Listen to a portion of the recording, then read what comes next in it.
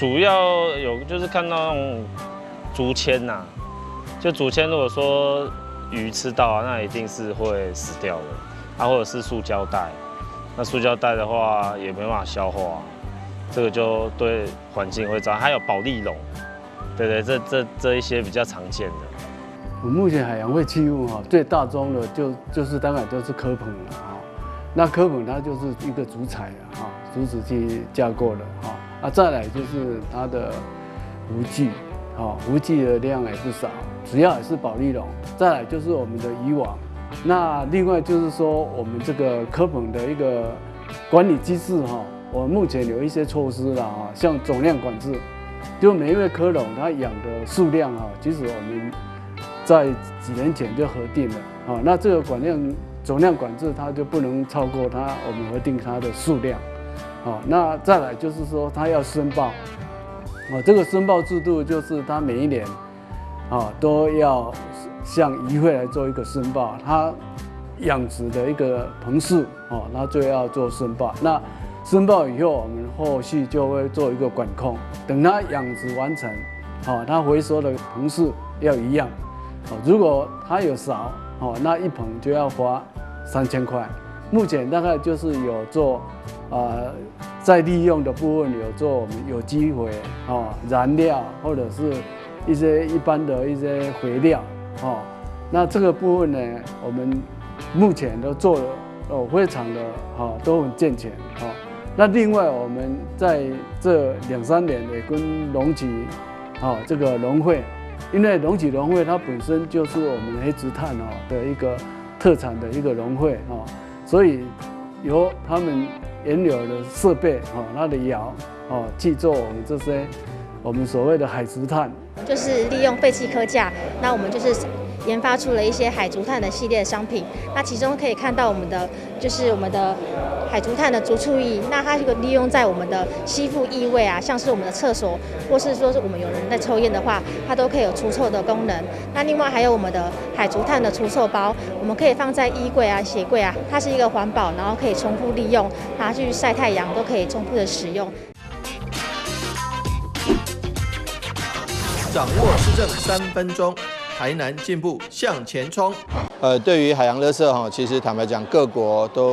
也都非常的在意，尤其对了让我们这个地球环境更好。我们台南市从2021年9月开始追踪我们台南市的海废的一个清理，当年度到去年2022年已经清理了将近3000吨，3000多吨，到今年已经清理了将近5000吨那所以说我们一步一步的在做，也希望说让我们的环境更好。那我也希望说这种东西最好是大家不要丢垃圾嘛，就不要丢海洋，不要把垃圾随便丢弃在海洋中这是最好的，免得可能你丢1公斤垃圾，可能你要花很多时间才能清理掉。所以呢，因此希望大家最好还是把垃圾带回家丢到正常的地方，不要再丢到海洋里，不要污染我们的海洋。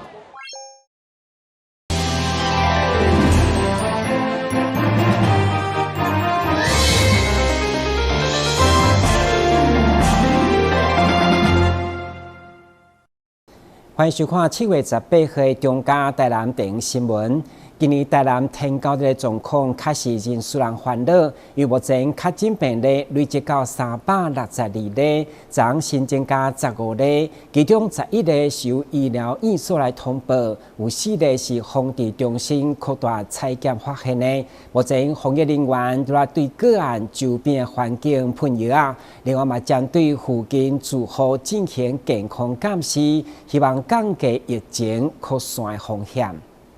为了防治天高热，市府防治中心只要发现确诊的病例，就马上进行加惠化学喷药防治。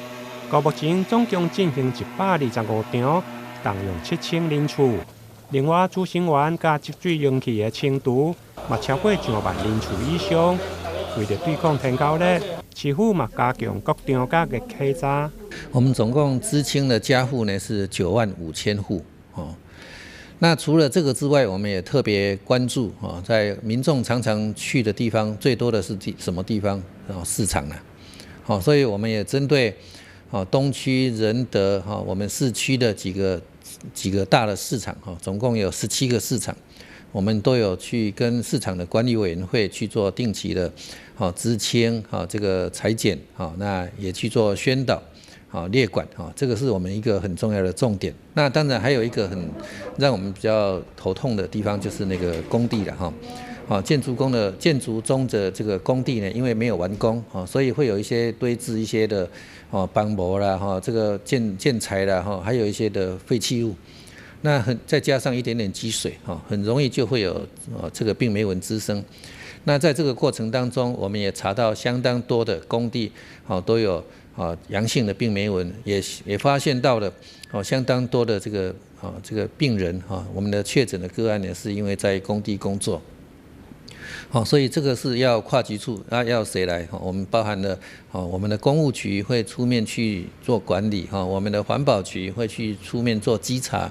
跟消毒，那我们卫生局会去追踪相关的这个接触者来扩大裁剪，有没有其他的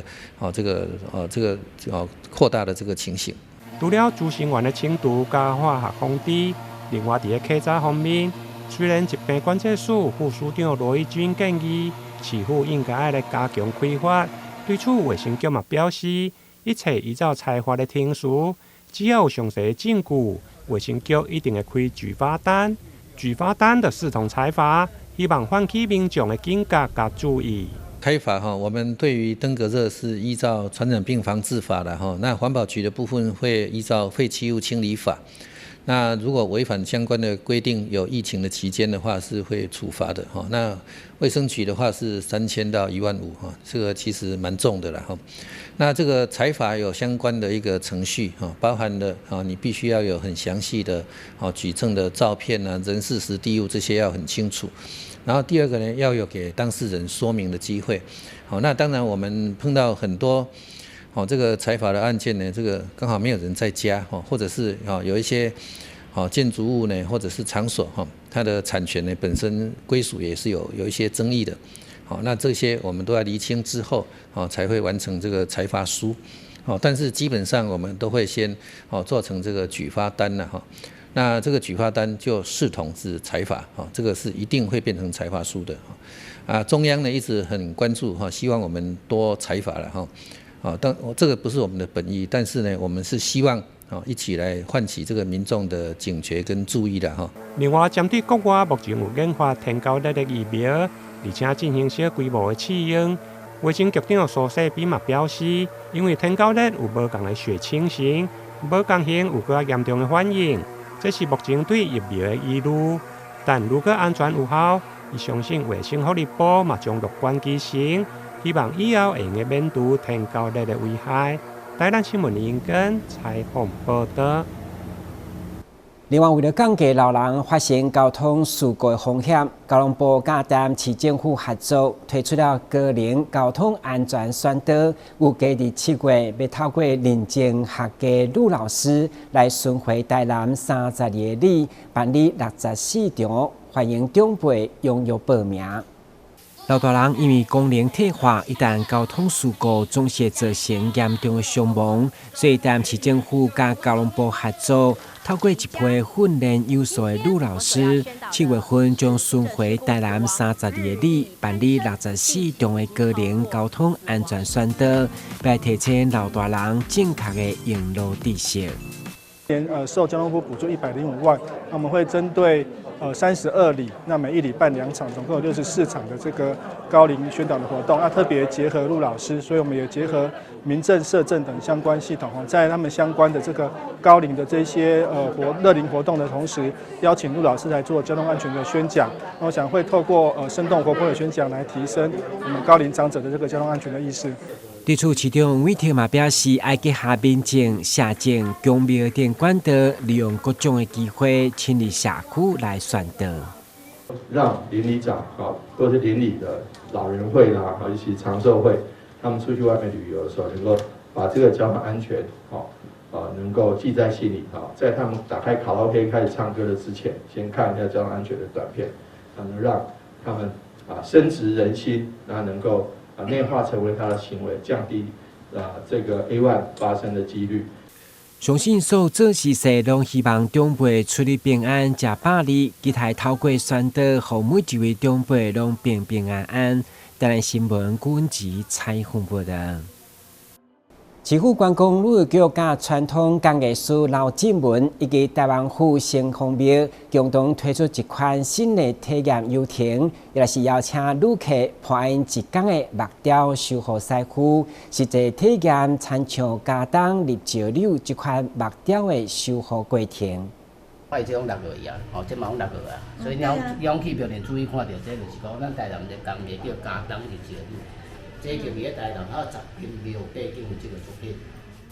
为推广台南的宗教观光，市府观光旅游局这次就特别邀请到十分熟悉府城在地特色传统工艺家当立石榴的刘进文老师，以及计划执行萧志汉老师，再来一场台南首创的新形态体验游艇。透过刘进文对着家当立石榴的详细介绍，同时也予报名学员亲自动手学习到木雕修复的功夫。因为咱台南是文化祖产的物件较济，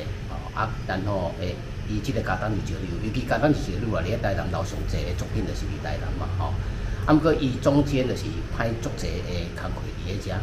所以咱今仔观光旅游局甲咱府城隍庙合作的是，要借着这个机会，民众甲这些学生来体验，做一个一日修复师，由我刘进文做一个导师，然后他利用2天的时间来这个从怎么去修复，怎么去描稿，有什么材质，然后发生它中间是什么故事，伊中是发生什么代志，是会产生让这个掉落的部分掉落那么多，就是要借着这个机会，就是讲会当互咱台南的这个工艺来当营销，互大家知。虽然一日府城木雕修复师体验活动，并未当互校员下向这项工艺。但透过这项游艇，会当互更侪人认识传统工艺以及保护文化资产的重要性。坦白讲，咱一日修复师要做一日修复师，坦白讲，以阮的工作者来讲是不太可能的吼。不过至少咱会当互民众甲学生体验，这搭非常重要。然后，佫会当互民众甲学生来深刻了解，讲咱以后要哪去保护这文化资产。一日府城木雕修复师活动。将伫咧8月5号甲6号，伫台湾府新丰庙登场。活动即开放予15位民众报名，名额有限，有兴趣的民众就要赶伫咧8月4号之前，伫台南旅游网报名。记者张锡伟采访报道。大部分癌症发生拢是基因突变，但有一部分患者却是因为遗传基因的缺陷所造成，参像遗传性的乳癌甲卵巢癌症候群。对此，医生表示，如果患者会当接受相关的检测，会当知影得病风险，并且进一步预防。基美病院外科部甲联邦医学中心的主任陈明正表示，根据卫生福利部公布。2022年国人10大癌症的死亡率，女性的乳癌排名第4，平均每36分钟就有一名女性国人得到乳癌，是妇女癌症发生率的第1位。其中带有遗传性乳癌基因 BRCA， 如果发生突变，得到癌症的风险相对的较悬。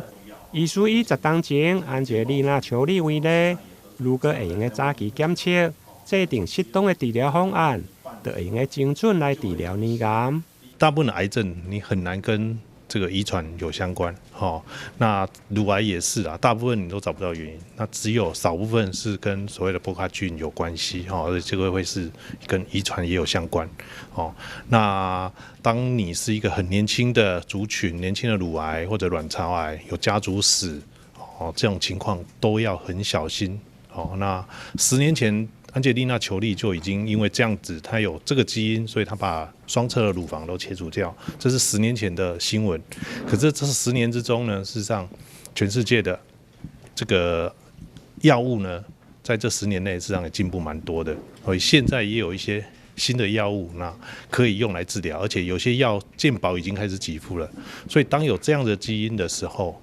在用药上面跟10年前是不一样的。医师表示，虽然不是每一个人拢需要做遗传性乳癌基因 BRCA 的检测，不过建议高危险群，亲像有家族史，少年就得到乳癌，或者是三阴性乳癌的病人，会用来考虑。台南新闻林根采访报道。华山基金会安平爱心天使站在地服务17档，陪伴245位弱势长辈过日子。为了感谢爱心人士甲志工长期的付出，该爱心站特别邀请照顾长辈，捧出家己的手路菜，请现场的好朋友来品尝，场面相当温馨。伫天惠里活动中心内底，会当看到这位阿公阿嬷家总菩萨伫料理煮食，但其实因并唔什么专业逻辑师，因其实拢是华山基金会安平站所照顾长辈。之所以会邀请因来点手艺，原来就是要感谢所有长期帮忙基金会的善心朋友，食好料。今天呢是1年1度的感恩茶会，我们特别邀请了8位阿公阿嬷化身中破塞，分享他们的手路菜，有南瓜饭，然后菜脯鸡汤、炒米粉，还有虱目鱼、红烧锅鱼等等。那我们也邀请长久支持我们的那个善事，还有义工朋友一起来现场品尝美味。那华山基金会呢一路走来是仰赖许多单位团体，还有个人的善事以及义工的护持协助，所以我们才能够持续提供社区里的弱势长辈呢送爱到家的到宅服务。那我们竭诚的邀请更多有意愿的社会大众呢，可以跟我们一起加入守护老宝贝的行列。不管是捐款、捐物资，或者是做义工，都欢迎跟我们做联系。安平大家长萧泰华区长也特别来到现场致意。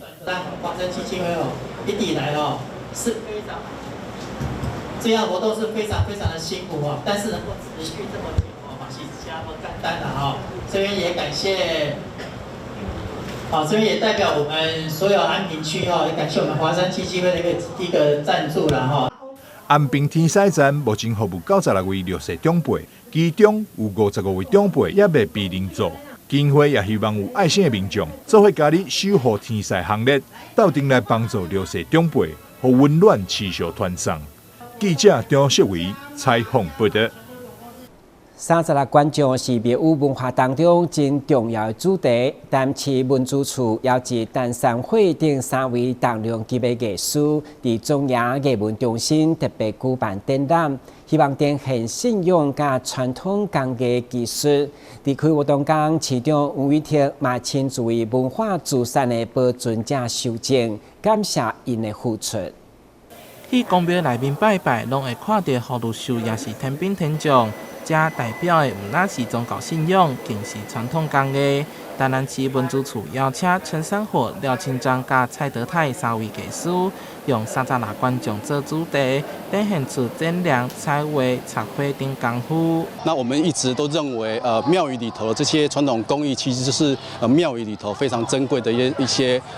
珍宝所以我们这次集结了3位艺师的一个作品，以同一个主题来做一个各种不同技艺的一个呈现。伫在人工国宝传统木雕重要技术保存者的蔡德泰，创作生涯得超过40档，用双手保存以早传承落来的宗教工艺，和传统文化会当代代相传。做到现在已经将近60岁了，已经做了47年了。那我还是觉得说传统还是有传统一定的美。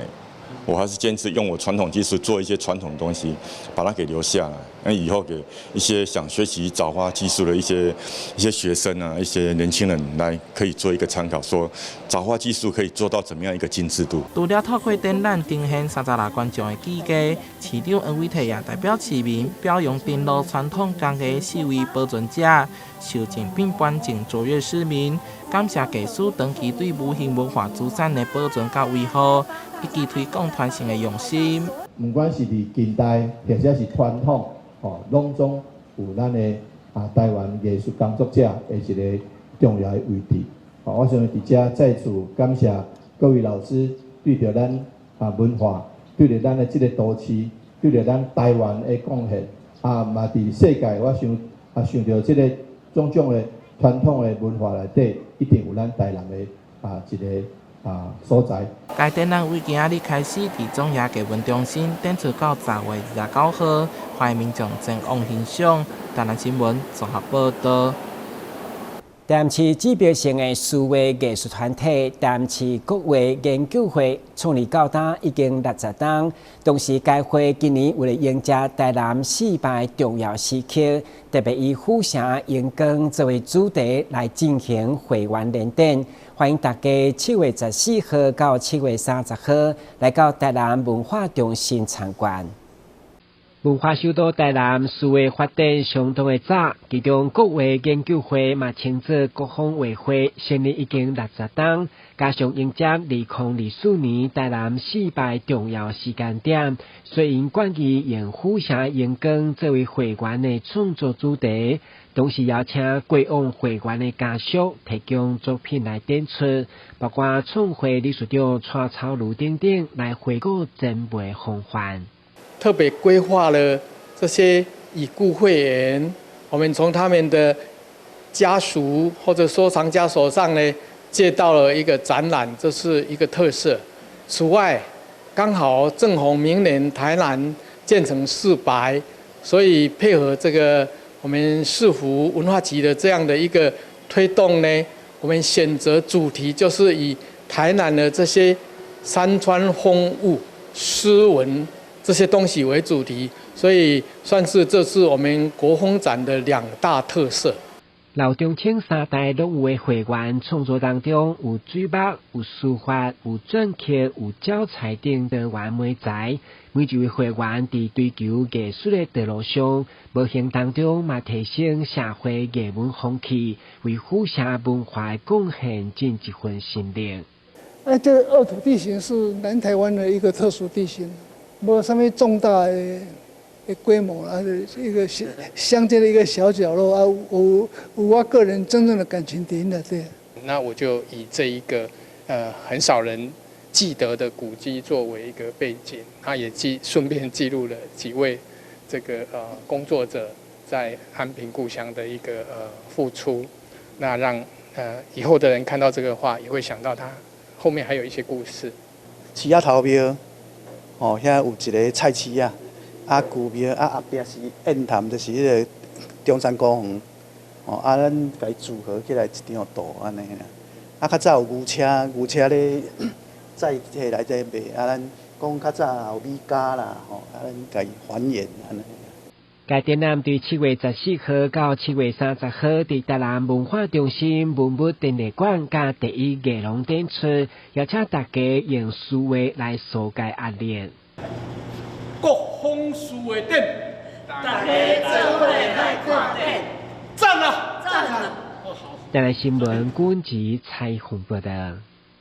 高雄市青年国中为了要让弱势学生吃饱，同时启动关怀辅导，所以特别结合社区的面包店，以食物银行的概念，已经连续10天提供弱势学生免费的面包。这款传播爱心的行动，嘛成为社会向上的力量。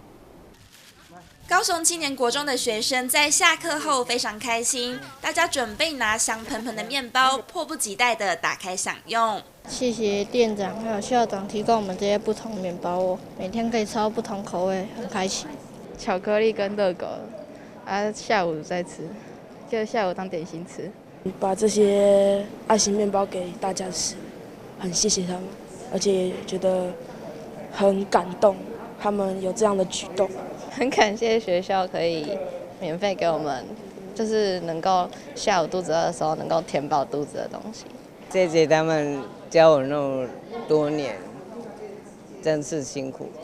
学生能有面包可以享用，全市辅导主任陈凯强从民国103年开始，与社区面包店家结合，利用食物银行的概念，推动了10年的爱心面包计划，来辅导关怀需要帮助的弱势学生。他到学校来都是我们需要特别关注的学生。那我个人认为，食物是很好的安慰剂啦。那给他面包。跟他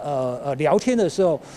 那样的心理的感受呢，我觉得学生是感受到那个温暖的。那这个时候，我们再把辅导的工作跟介入呢，我觉得会产生更大的这个效果。校长也代表学校致赠感谢状，给长久以来无偿贡献的爱心面包店。看到那个学生跟老师来发感谢状的时候，我们就很开心啦。因为老板就属于他比较默默的行善，他比较不喜欢就是大肆宣扬。校长提到，除了关怀青年国中的学生，学校也以策略联盟的方式，将爱心面包计划分享给附近的中山国小以及偏远的茂林国中。资源本来就要共享，而且教育本来就不能分区域哈。其实孩子要需要，我们都会去帮忙孩子。那